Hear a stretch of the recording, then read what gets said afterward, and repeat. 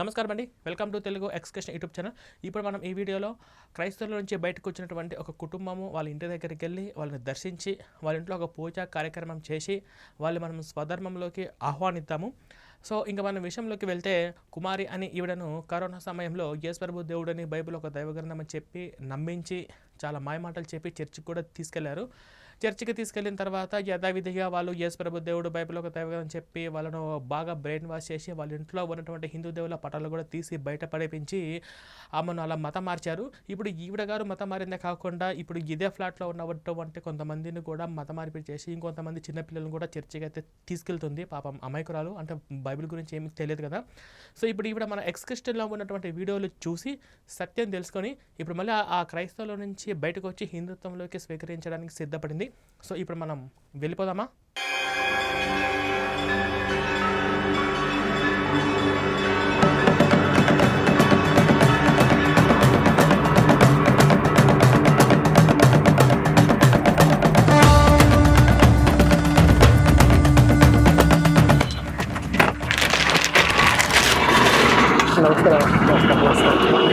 బాగున్నారా?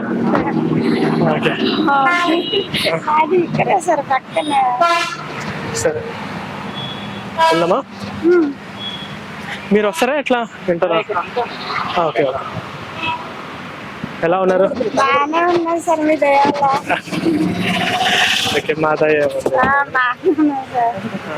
మేడం రాస్తాను. చూసారా మేడంని? చూసాను యూట్యూబ్లోనే. సరే వెళ్దామా? రండి వెళ్దాం.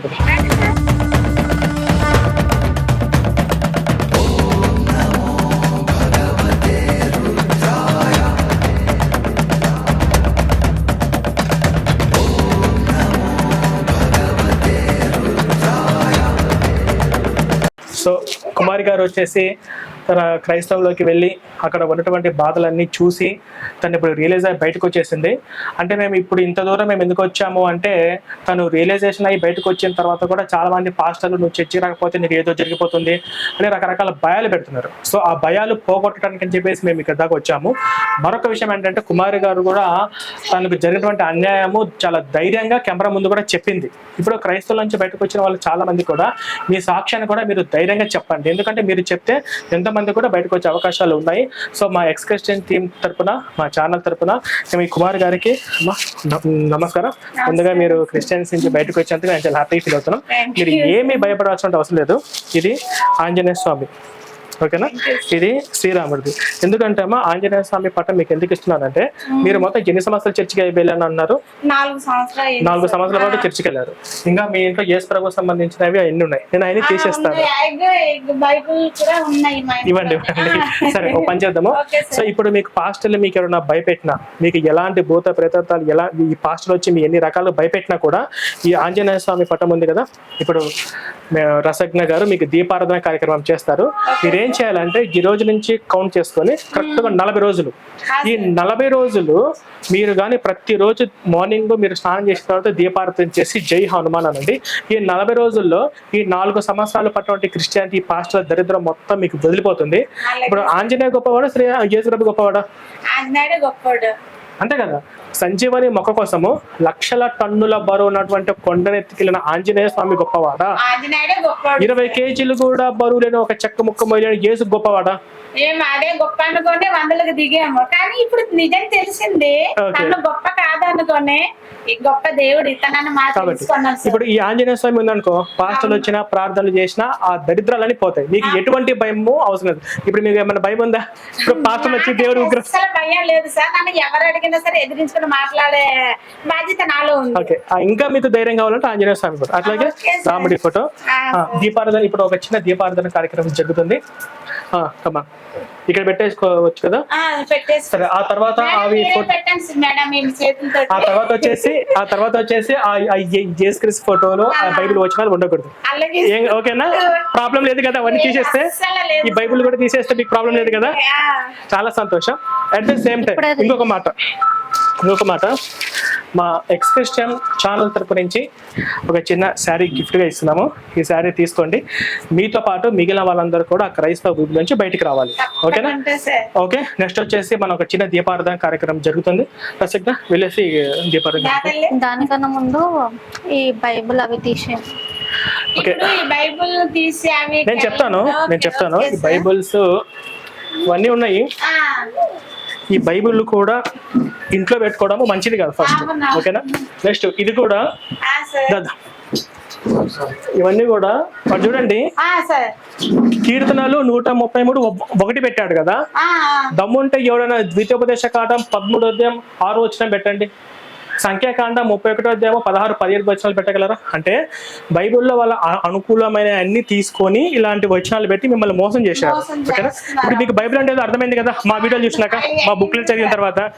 ఇప్పుడు మీరు పూర్తి రియలైజేషన్ అయినట్టే కదా. ఇప్పుడు మొత్తం మనం ఇవి తీసేద్దాము. తర్వాత వచ్చేసి చిన్న దీపారాధన కార్యక్రమం జరుగుతుంది. మీకు ఏం భయం లేదు. మీ కుటుంబం మేము వచ్చిన తర్వాత ఇంకా ధైర్యం చాలా ధైర్యం తెచ్చుకున్నాను సార్. నిజంగా నాకు మళ్ళీ చెప్తున్నాను, కుమారి గారు మా ఎక్స్క్రిస్టియన్ టీం మెంబరు, మా దాంట్లో సభ్యస్తురాలు. ఎవరైనా కానీ మళ్ళీ కుమారి వాళ్ళ ఇంటికి అడిగి వచ్చామ్మా మీరు దేవుడు నమ్మకలేదు, దేవుడు ఉగ్రత వస్తుంది చెప్పి ఇటువంటి మాటలు మీరు ఏదైనా ప్రలోభాలు పెట్టారా? నన్ను అడిగారు సార్, మా చర్చిలో ఉన్న వాళ్ళు నన్ను అడిగారు ఏం మళ్ళీ బొట్టు పెట్టుకున్నామన్నారు. నాకు రావడం ఇష్టం లేదు, అందులో దేవుడు లేడని నేను బయటకు వచ్చాను అనేసి నేను అవతలకి చెప్పడం కూడా జరిగింది. నువ్వు మళ్ళీ అదేంటి తీసుకున్నావు కదా అలాగే ఎలాగొచ్చేస్తావు అనేసి నన్ను అడిగారు. అడిగితే మీరు నచ్చింది మీరు చేసుకోండి అమ్మా, నేను నచ్చింది నేను చేసుకున్నాను అంతే. ఇంకా నా వెనకాల ఎవరు తిరగొద్దు, మా చర్చికి రావని నన్ను పిలవద్దు, నా మటుకు నేను బ్రతుకుతాను, నన్ను ఇంకా వదిలేయండి, ఆ దరిద్రం నుంచి నన్ను ఇంకా విడిచిపెట్టండి అన్నాను. మీరు కూడా బయటకు రావడానికి అంత రెడీగా ఉండండి అన్నాను మేడం. తప్పకుండా సార్. స్టిక్కర్స్ ఉన్నాయి కదా, ఎవరిది? అది ముందు ఇంతకు ముందు ఇక్కడ ఉండేవాళ్ళు సార్, అదైతే రావటం లేదు సార్. అది ఇదిగో ఇటువంటివన్నీ కూడా మన ఇంట్లో ఉండకూడదు. మన ఇంట్లో కేవలము ఇవన్నీ కూడా అరిష్టం, దరిద్రాలు ఇవన్నీ కూడా. ఈ అన్యమత ప్రచారం మనకు వద్దు. ఓకేనా? నెక్స్ట్ ప్రసక్త సాయిబాబా టెంపుల్ చెప్పు. ఓకే, చిన్న కార్యక్రమం చేస్తుంది. కార్యక్రమం చూపించు. మీరు ఏం చేస్తారంటే చెప్పండి. ఆ ఫొటోస్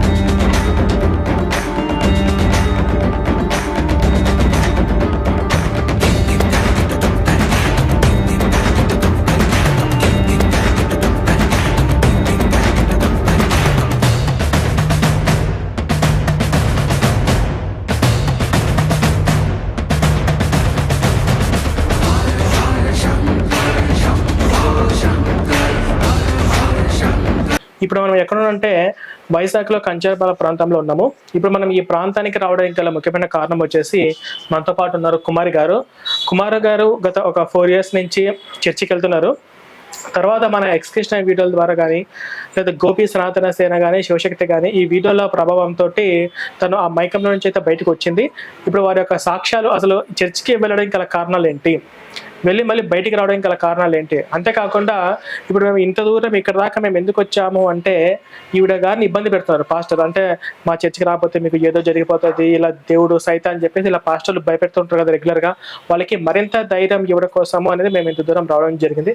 కుమార్ గారు నమస్కారం అండి. నమస్కారం సార్. ఎలా ఉన్నారు? నేను బాగానే ఉన్నాను సార్. ఓకే, చెప్పండి. ఇప్పుడు మీకు ఎట్లా అనిపిస్తుంది? నాకు చాలా హ్యాపీగా ఉంది సార్. చాలా అంటే చాలా హ్యాపీగా ఉంది. ఎప్పుడైతే నేను ఆ క్రిస్టియన్స్ నుంచి బయటకు వచ్చాను నాకు చాలా చాలా హ్యాపీగా ఉంది, చాలా ఆనందంగా ఉంది. ఓకే, నా ఫస్ట్ డౌట్ వచ్చేసి మీరు ఫస్ట్ హిందుత్వంలో పుట్టారు? నేను ఫస్ట్ హిందుస్థాన్లోనే పుట్టాను సార్. ఓకే, మీరు క్రిస్టియన్లోకి ఎందుకు వెళ్ళారు? అంటే చర్చికి వెళ్ళాలని మీకు ఎందుకు అనిపించింది? అస్సలు నాకు చర్చికి వెళ్ళాలని నాకు అనిపించలేదు. చాలా మంది ఇగో పక్కన ఉన్నోళ్ళు క్రిస్టియన్స్, అందరు ఈ రాష్ట్రం మొత్తం క్రిస్టియన్స్ ఉన్నారన్నమాట. వాళ్ళు ఎప్పుడు పడితే మా ఇంటికి రావడము, మా చర్చికి రా, మా దేవుడు ఒక్కడే దేవుడు, మీరు అలాంటి దేవుళ్ళని పూజించకూడదు, అందులో సైతం ఉన్నాడు. ఎవరైనా సరే నేను అనేదాన్ని ఏ దేవుడు నువ్వు ఒకటే అనేదాన్ని. నాకు ఏసై అంటే సార్ నాకు ఇప్పుడు నుంచే కాదు ముందు నుంచే నాకు అన్నంటే నాకు కొంచెం ఎల్లేజ్, నాకు అంత పడదు అన్నమాట, ఇష్టం ఉండదు ఆ ఏసై అంటే. అంటే ఇప్పుడు వీళ్ళు రావడం అలాగే నన్ను చాలా పిచ్చిగా నన్ను మా లేనిపోని మాటలు అనేయడము, నువ్వు అక్కడ వస్తే నీ భర్త వీడిపోయాడు కదమ్మా, ఇప్పుడు నువ్వు చాలా కష్టాల్లో ఉన్నావు, నువ్వు ఎందుకంటే ఇప్పుడు మా చర్చిలో వచ్చి మా దేవుడిని నమ్ముకున్నావు అనుకో నీకు కష్టాలన్నీ మొత్తం అంటే కష్టాలు పోతాయి, నీ బిడ్డ జీవితం కూడా బాగుంటది, వెళ్ళిపోయిన నీ భర్త కూడా తిరిగి వస్తారు అనేసి నాకు అన్ని చెప్పడం ఇలా చేయడం వల్ల కూడా నాకు కొంచెం మైండ్ అంటే నిజంగా వీళ్ళు చెప్పినట్టు అంత మంచి దేవుడేమో, నిజంగా వీళ్ళు చెప్పినట్టు నేను వెళ్తే నా భర్త తిరిగి వస్తాడేమో నాదొక ఆశతోటి నేను వెళ్ళడం తప్ప కానీ సార్ నేనైతే ఏసే కోసం అయితే నేను వెళ్ళలే. అంటే ఏదో మంచి జరిగింది, మంచి జరుగుతుంది అనుకోని నేను వెళ్ళడం అయితే నేను జరిగింది. ఎన్ని సంవత్సరాలు వెళ్ళారు? నేను 4 సంవత్సరాలు అయింది. 4 సంవత్సరాల్లో ఇప్పుడు మీరు ఈ పటాలు పెట్టారు కదా, ఇంత ముందు కూడా ఉండేవి అవి, అప్పుడు తీసేసారన్నారా? తీసాను, అక్కడికి వెళ్ళిన కానీ తీసేయమన్నారు. మీ చర్చికి వెళ్ళిన తర్వాత ఈ పటాలను తీసేయమని చెప్పారు? చెప్పారు, తీసాను. తీసి ఓన్లీ మా దేవుడు మాత్రమే ఉండాలి, అటువంటివి ఉండకూడదు అన్నారు. తీసాను. తీసిన తర్వాత అంటే నేను మామూలు క్రిస్టియన్ బొమ్మ తీసుకొని వచ్చాను, ఫోటో తీసుకొచ్చి అక్కడ పెట్టుకున్నాను. ఇప్పుడు ఈ 4 సంవత్సరాల్లో మీరు అంటే కానుకలు ఇవ్వడం, దశమ భాగాలు ఇవ్వడం? అయితే నేనైతే దశమ భాగం అయితే నేను ఇప్పుడు వరకు అయితే నేను ఇవ్వలేదు సార్. 4 సంవత్సరాల బట్టి నుంచి ఇవ్వలేదు. కానుకలు వేయడం అంటే అలాంటి అయితే చేశాను. ఓకే, అంటే దానికి ఈ 4 సంవత్సరాల్లో మీరు ఎప్పుడు టెంపుల్కి వెళ్ళారా? ఏ టెంపుల్ కి సార్? ఏదైనా కానీ. అంటే ఇప్పుడు లేదు, వెళ్ళలేదు. అంటే వెళ్ళొద్దని చెప్పారా? వెళ్ళొద్దు అన్నారు. వెళ్ళొద్దు, ఎందుకంటే ఇప్పుడు మా దేవుడిని నమ్ముకున్న తర్వాత నువ్వు టెంపుల్ కి వెళ్ళకూడదు, ప్రశాంతం తినకూడదు, ఆ తెలుగు గుడి వైపే నువ్వు చూడకూడదు అనేసి చెప్పారు అన్నమాట. అయితే నేను కూడా ఫాలో చేసాను సార్. ఆ దేవుడి గుడికి వెళ్ళేదని కాదు, ప్రసాదం తినేదని కాదు, ఏటి ముట్టుకునేదని కాదు, నేను పాస్టర్ ఎలా చెప్తే నేను అలాగే నడిచేదాన్ని. సాయంత్రం ప్రార్థన చేసుకోవడం, మార్నింగ్ పాత చేయలేగానే ప్రార్థన చేయడం అన్ని చేసేదాన్ని. అంతా చేశాను. 4 సంవత్సరాల బట్టి నుంచి అలాగే తప్పుకి వెళ్ళకుండా సార్ అలాగా చేసుకొని వచ్చాను. కానీ నాకు ఇప్పటికి నాకేం జరగలేదు, అంతా నాకు ధైర్యమే జరిగింది. నాకు అస్సలు జరగలేదు సార్. ఎక్కడన్నా వెళ్ళి కష్టపడుకుందాం అనే పనులకి తిరిగినా సరే నాకు ఆ పనులు వచ్చే అవకాశం కూడా నాకు రాలేదు. నాకు అంత ధైర్యం, ఏ దారిలో వెళ్దామన్నా సరే అదే దారులు మూసిస్తున్నాయి. అంటే ఇప్పుడు మీరు కష్టాలు పోతాయి, సమస్యలు పోతాయి అని చెప్పేసి మిమ్మల్ని చర్చికి తీసుకెళ్తే సమస్యలు పోకపోగా మరి ఎక్కువైపోయినాయి, చాలా ఎక్కువైపోయినాయి సార్. ఓకే, మీరు ఈ క్రిస్టియన్స్ నుంచి బయటికి రావాలి అని మీకు ఎప్పుడు అనిపించింది? మీ వీడియోస్ చేశారు అనుకోకుండా వీడియోస్ చూసాను అన్నమాట. ఏంటి వీడియోస్ చూస్తే ఇలా ఉన్నాయి, ఒకసారి చూద్దాం అనుకుని అదే కంటిన్యూ అయిపోయాను. అలాగే అంటే కంటిన్యూ నెల రోజులు చూసాను. నెల రోజులు చూసిన తర్వాత ఈ బైబిల్ గురించి మీరు చెప్పారు కదా, బైబిల్లో ఉన్నమ్మ మీరు బైబిల్ ముందు చదవండి, చదివిన తర్వాత బైబిల్లో ఏటున్న దేవుడు ఉన్నాడా లేడా అనేది తెలుసుకొని మీరు ఒకసారి ఆలోచించుకోండి అనేసి మీరు చెప్పారు కదా సార్. నేను అప్పటి నుంచి మీరు చెప్పిన వాక్యం నేను చేశాను. అది కరెక్టే నాకు అనిపించింది సార్. అమ్మా ఇలాంటి దాంట్లోకి నేను వెళ్ళి అంటే ఇలా అందుకే నా దరిద్రం ఇలా నాకు తగిలంటది అన్నట్టుగా నాకు అంత ఫీలింగ్ వచ్చింది. చాలా సంతోషం. అదే సార్ నేను ఇవే అన్నమాట. మీ నేనైతే ఇలా మీరు చెప్పడం రాష్ట్రం మొత్తము మీరు తిరుగుతున్నారు, మేడలు తిరుగుతున్నారు కదా, అన్ని రాష్ట్రాల్లోకి వెళ్ళి అంటే ఏజెన్సీ కూడా ఉన్నాయి కదా, మీరు ఇప్పుడు వెళ్తున్నారు ఏజెన్సీ కాసి, ఆ ఏజెన్సీ వెళ్ళడము అన్ని నేను చూస్తున్నాను. ఇప్పుడు బైబిల్ తీసుకెళ్లి వాళ్ళకి పెట్టడం చేతుల్లో అన్ని చేస్తున్నారు. అమ్మ ముందు చదవండి బైబిల్ అదే పక్కన పెట్టుకుని ఈ బైబిల్ ని కూడా అదే పక్కన పెట్టుకుని మీరు చదవమనడం కూడా అలాగే చేయడం అంతా చూస్తున్నాను సార్.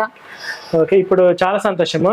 ఇప్పుడు చర్చి నుంచి మీరు బయటకు వచ్చారు కదా, ఇప్పుడు మీరు పూర్తిగా బయటకు వచ్చినట్టు పూర్తిగా నేను ఇంకా బయటకు వస్తున్నా చేసిన ఈ పూజా కార్యక్రమంతో పాటు ఇంకా నాకు ఇంకా వస్తున్నట్టే. ఎందుకంటే ఇప్పుడు మరి ఇంకా ఈ దరిద్రం నుంచి బయటకు వచ్చాను సార్, నాకు ఇంకా వద్దు. కానీ ఏసే ఒక నమస్కారం. మీరు వెళ్ళేది కాకుండా పిల్లలను కూడా తీసుకెళ్లారంట, వాళ్ళు చెప్పారు తీసుకెళ్తుందండి.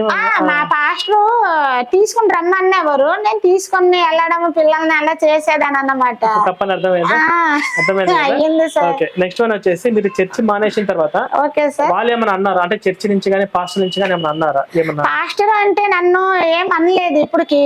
మొన్నటి వరకు ఫోన్ కాల్ చేసి అమ్మ రాయమల్ల పరాధం పెట్టుకుంటున్నాము, ఇక్కడ మా చర్చిలోనే భోజనం అవుతున్నాయి అన్ని చెప్పారు. అయితే నేను ఆ మాటకి ఇంకేం అనలేదు. ముందు అంటే బయటికి ఇలా మొత్తం రావాలి కదా, అలాగనేసి నేను పాస్టర్ కి ఏం ఆన్సర్ ఇవ్వలేకపోయాను అన్నమాట. అయితే సరే సార్ నేను వస్తాను సారే అంటాను అన్నమాట. పాస్టర్ గారని ఎప్పుడు నేను వెళ్ళలేదు ఇప్పటికి. అయితే సరే సార్ వస్తాను అనేసి చెప్పేదాన్ని, తప్పించుకునేదాన్ని. మరి ఇంకా ఇప్పటి వరకు ఫోన్ చేయలేదు. ఇద్దరు మాత్రం నాకు కనిపించి నన్ను అడిగారు, ఏటి బొట్టు పెట్టుకొని వస్తున్నావు అని అడిగారు. అవునా నేను మళ్ళీ మా హిందూస్ దేవుళ్ళకి వెళ్ళిపోయాను కదా, అందుకే నేను బొట్టు పెట్టుకున్నాను అన్నా. నువ్వు చేస్తుంది చాలా తప్పు అన్నారు. దేనికి తప్పు అని అడిగాను. పోనీ దేనికమ్మా చెప్పు తప్పు, పోనీ నేను తప్పు చేసుకొని తిరిగానా చెప్పండి మీరు, నాకు కావాల్సింది అది, నేను ఏం తప్పు చేశానని నేను బొట్టు పెట్టుకుంటే నేను తప్పని అడుగుతున్నారని నేను అడిగాను సార్.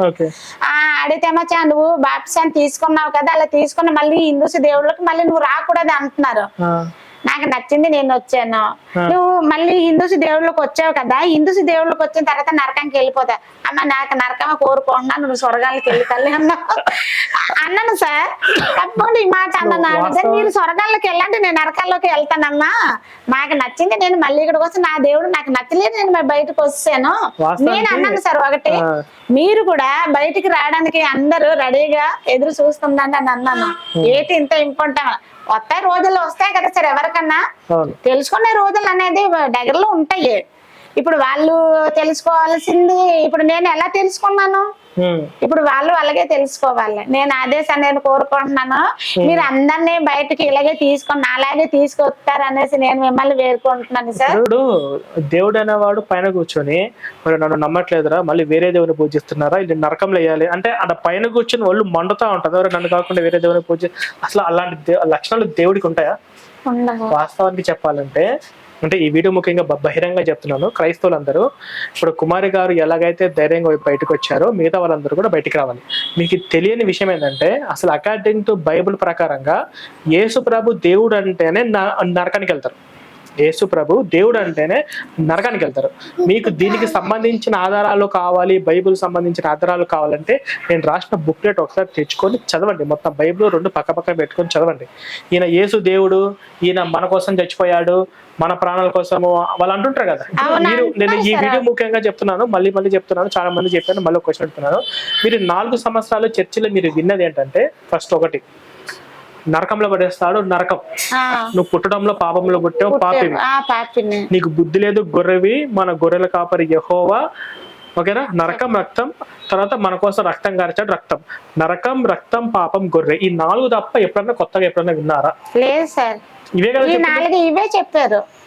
ఇంకా కాళ్ళు అంతకు కడిగేది? మించి, ఇవే చెప్పడంతా, మరి ఇంకా వేరే అయితే ఏం చెప్పలేదు. ఇప్పుడు సింపుల్ కుమారి గారు, ఇప్పుడు మీరున్నారు, మన కోసం రక్తం గార్చాడు, మన కోసం చచ్చిపోయాడు, మన పాపం కోసం ఆయన శిలువ మనం పొందాడు అని అంటుంటారు కదా, అవును అవును అందరు సార్. భాషలు అంటుంటారు.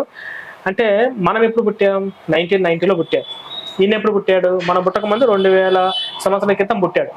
మనం పుట్టక ముందే మన కోసం చచ్చిపోయి రెడీగా ఉంటాడా? అసలు ఏమైనా లాజిక్ ఉందా? లేదు సార్, అస్సలు లేదు, ఏమైనా లాజిక్ ఉందా? మీరు అస్సలు చెప్పండి. లేదు, లేదు సార్. ఇప్పుడు మీ మిస్సెస్ కూడా చర్చికి వెళ్తున్నారంట, మీతో ఒక 5 నిమిషాలు మళ్ళీ మాట్లాడతాను. ఓకే, అంటే బైబిల్లో మొత్తం మీద ఆది కాండం నుంచి ప్రకటన గ్రంథం వరకు నేను మళ్ళీ అడిగా, బైబిల్ మొత్తంలో మంచి విషయాలు ఏమన్నా ఉన్నాయో చెప్పండ్రా బాబు అన్న. మీరు నా వీడియో చూశారు కదా, చూసాను సార్. ఒక్కడన్నా రేపు ప్రవీణ్ బైబిల్ ఎంత అవమానిస్తున్నావు, బైబిల్లో మంచి విషయాలు లేవా, బైబిల్లో మంచి విషయాలు ఉన్నాయి రా అని చెప్పేసి ఎవడన్నా పాస్టర్ రావచ్చు కదా. నేను కల్వర్ టెంపుల్ దగ్గర పుస్తకాలు పంచితే కౌంటర్ వీడియోలు పెడతారు. పెడతారు. నేను గ్రామాలలో సభలు మీటింగ్లు పెడితే కౌంటర్ వీడియోలు పెట్టి నన్ను నానా మాటలు తిట్టుకుంటారు. మీరు చూస్తున్నారు కూడా నన్ను తిట్టడం. వీడు ప్రవీణ్ ఇన్ని తిట్లు తిడుతున్నాడు అసలు అని. అసలు బైబిల్లో మంచి విషయాలు ఉన్నాయి. ఇదో బైబిల్లో ఫస్ట్ మార్కుస్ వార్త ఇది మంచిది, ఇది మత్తయి వార్త ఇది మంచిది, ఇవి సమాజానికి పనికొస్తాయని ఎవడన్నా ఒక్కడన్నా ముందుకు వచ్చి బైబిల్లో మంచి విషయాలు ఏమన్నా ఉన్నాయి చెప్పడానికి ముందుకు వచ్చారా? లేదు సార్. మీరు చూసినారు నా వీడియోలో, వాళ్ళు పాస్ట్ వీడియోలు చూస్తున్నారు కదా, అదే అడిగా. కాబట్టి ఇప్పుడు మీరు హ్యాపీగా బయటకు వచ్చారు. మీరు చాలా తప్పు చేశారు. మీరేంటంటే మీరు ఆ పిల్లలందరినీ లోకి వచ్చినందుకు కంగ్రాచులేషన్స్. థ్యాంక్ యూ తల్లి. డైలీ ఫోటోలు కడగాల్సిన అవసరం లేదు. విగ్రహాలు పెడితే మాత్రం డెఫినెట్లీ డైలీ పూజ చేయాలి. అది కూడా 1 అంచు, అంటే 1 ఇంచ్ విగ్రహాలే పెట్టాలి. 1 ఇంచు 5 ఇంచ్ అనుకున్నాను, నాకు కూడా అంత కరెక్ట్గా తెలియదు. పెద్ద విగ్రహాలు పెడితే డైలీ అభిషేకాలు చేసుకోవాలి, కొబ్బరికాయ కొట్టడాలు, పూజలు డెఫినెట్లీ చేయాలి. అవును, చెయ్యాలి. అది అందుకే పెద్ద విగ్రహాలు పెట్టారు. పెద్ద విగ్రహాలు ఓన్లీ గుళ్ళలోనే ఉంటాయి. ఫొటోస్ అయితే డైలీ అవసరం లేదు, అది మీ ఇష్టం, మీకు నచ్చితే డైలీ చేయండి, లేకపోతే లేదు. వారానికి ఒకసారి అయితే ఫొటోస్ కడగండి. దీపారాధన డైలీ చేయండి. కొంచెం అగరబస్తులు, అదేంటిది ధూపము, అగరబస్తి, దీపారాధన డైలీ చేసి ఒక్క నమస్కారం పెట్టుకుంటే కడపకి మంచిగా కుంకుమ పెట్టి ధూపం వేస్తే ఇంటి మొత్తం ఇప్పుడు పాజిటివ్ ఎనర్జీ వచ్చినట్టు చాలా సంతోషంగా ఉంది. ఇవి సార్, ఇవి ఓటం లేదు సార్. ఇవి ఇంతకు ముందు ఇంట్లోనే అంటే వేరే వాళ్ళు ఉండేవారు. ఆయిల్ పెడితే పోతుంది. సార్ అలాగే అలాగే సార్. అలాగే సార్. సార్ ఉండండి సార్, రెడీ ఆగండి సార్, ఇప్పుడు వెళ్తే ఉండండి. కాదు, ఇప్పుడు మీరు వెళ్ళిపోతారా ఉంటారా? పూజా కార్యక్రమం చేయగానే వాళ్ళకి ఎలా అనిపించింది? నేనైతే ఫేసెస్ లో హ్యాపీనెస్ అబ్జర్వ్ చేసా. Okay, relief and happiness. ఓకేనండి. సో మేము ఇటువంటి కార్యక్రమాలు మేము ఎన్నో చేయాలనుకుంటే మేము చాలా గ్రామాల్లో పల్లెటూళ్ళలో కూడా ఇటువంటి క్రైస్తవుల నుంచి బయటకు వచ్చిన వాళ్ళకి కానీ లేదా హిందుత్వానికి మరింత ధైర్యం ఇవ్వడానికి కానీ మేము మా ప్రయాణం కొనసాగిస్తూనే ఉంటాము. దీనికి సంబంధించి ఛానల్ చూసిన వాళ్ళు ఎవరైనా ఉంటే ఖచ్చితంగా సబ్స్క్రైబ్ చేయండి. మీ వంతుగా మీరు సపోర్ట్ చేయండి. ఓకే, మీ సపోర్ట్ వల్లనే మేము ఇక్కడ దాకా వస్తున్నాము. మేము ఇంత దూరం వచ్చి వాళ్ళ ఇంట్లో ఇట్లాంటి ప్రోగ్రామ్ చేయడం వల్ల వాళ్ళకి ధైర్యం వస్తుంది, మరింత ధైర్యం కూడా వస్తుంది. సో అందుకోసం ఖచ్చితంగా మీరు ఈ ఛానల్ సబ్స్క్రైబ్ చేయండి. అంతగా మీ వంతుగా మీరు సపోర్ట్ చేయండి. Thank you so much. ఇప్పుడు మీరు ఈ వీడియో చూస్తున్న వాళ్ళందరూ కూడా మీరు కూడా ఈ గర్భాప్సి అయిన వాళ్ళ ఇంటి దగ్గరికి వెళ్ళి ఒక పూజా కార్యక్రమం చేసి వాళ్ళ స్వధర్మానికి తీసుకురావాలని చెప్పి మీరు అనుకుంటున్నారా? అలా అనుకున్నట్టయితే మీరు నా కామెంట్ రూపంలో చెప్పండి. మీ ఏరియాలో మీ ఇంటి దగ్గరలో ఉన్న వాళ్ళు ఎవరైనా ఒక క్రిస్టియన్ నుంచి బయటకు వస్తే వాళ్ళ ఇంట్లో కూడా మీరు ఇటువంటి ఒక పూజా కార్యక్రమం చేసి వాళ్ళు అంటే మన తెలుసో తెలియకో పొరపాటై ఆ మతంలోకి వెళ్ళారు కాబట్టి వాళ్ళ తప్పు తెలుసుకొని మళ్ళీ బయటకు వచ్చారు కాబట్టి మన ఫ్యామిలీ లాగా వాళ్ళు మనం చేర్పించుకోవాలి. అంతేకాదు వాళ్ళకు మనం ఉన్నామని చెప్పేసి కొండంత అండ ధైర్యం కూడా ఇవ్వాలి. ఎందుకు? క్రైస్తవులందరూ బయట నుంచి వచ్చిన వాళ్ళు కాదు కదా, అంతా మన వాళ్ళే కదా, ఎవరో ఒక మాయమాటలు చెప్పి వెళ్ళారు అంతే. కాబట్టి వాళ్ళు మనం ఎప్పుడు కూడా సహాయంగా ఉండాలి. ఓకే, ఇది ఫస్ట్ పాయింట్. నెక్స్ట్ వన్ వచ్చేసి ఇప్పుడు ఈవిడ గారు తన క్రిస్టియన్ నుంచి బయటకు రావడం కాకుండా తనతో పాటు ఇంకొంతమందిని కూడా బయటికి తెచ్చింది. ఇంకా మన ఎక్స్కర్షన్ బుక్లెట్స్ కూడా చాలామందికి ఇచ్చి సత్యం తెలియజేసింది. ఇప్పుడు ఈ వీడియో చూసిన తర్వాత ఇప్పుడు ఈ కుమారుని ఎవరైనా పాస్టర్లు ఇంటికాడికి వచ్చినా, ఎవరైనా పాస్టర్లు ఈవిడ కానీ బెదిరించినా, మళ్ళీ చెప్తున్నాను, కుమారి ఇంటికి ఎవరైనా పాస్టర్లు వచ్చినా, కుమారి ఇంటికాడికి వచ్చి ఎవరైనా పాస్టర్లు ప్రార్థన చేసినా ప్రవీణ్ కుమార్ 2.0 ఏంటో మీరు చూస్తారు. నేను మళ్ళీ వైజాగ్ వచ్చి వాడి మీద బలవంతపు మత మార్పిడి కింద కేసు బుక్ చేసి విశాఖపట్నంలో ఉన్న మా వాళ్ళందరినీ ర్యాలీ కూడా చేసి పాస్టర్ యొక్క పునాదులు కూలిపోయేంత వరకు నేను వదిలిపెట్టాను. ఓకేనా? ఈమెకు చర్చి ఇష్టం లేదు, యేసుబాబు ఇష్టం లేదు, బయటకు వచ్చింది అంతే. ఈవిడ ఇంటికి వెళ్ళినా ప్రార్థన చేసినా ఆ పాస్టర్ గారి భరతం పట్టడమే నా నెక్స్ట్ పని. నా వీడియోలు చూడు, ఎక్స్క్రిప్షన్ ఛానల్లో ఉన్నటువంటి వీడియోలన్నీ చూస్తే ఈ ప్రవీణ్ అంటే ఏందో క్లారిటీ వస్తుంది. ఆ పాస్టర్లందరికీ చెప్తున్నాను. ఓకేనా?